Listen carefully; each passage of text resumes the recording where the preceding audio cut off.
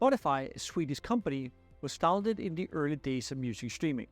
After Napster had changed how people share and consume music, and with the improving internet infrastructure, streaming music services began to pop up. Most of them selected the largest music market, the US, as their initial market. As a result, this led to stiff competition and high prices for music rights from record companies, who were very skeptical of how streaming services would disrupt their business model. Spotify, on the other hand, took a different approach that offers a great window into why whale hunting, selected market space primarily on total addressable market size, is not always the best approach.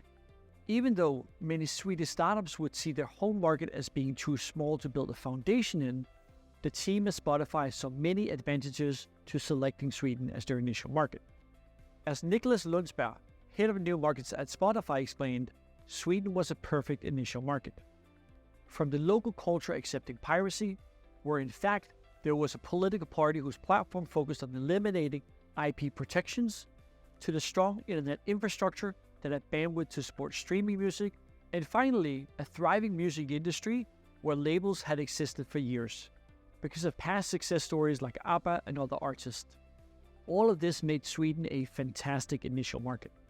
Moreover, while competitors fought and paid handsomely for US streaming rights, the record companies didn't pay much attention to Sweden and didn't negotiate as hard on terms, making the process easier for Spotify to secure Swedish streaming rights.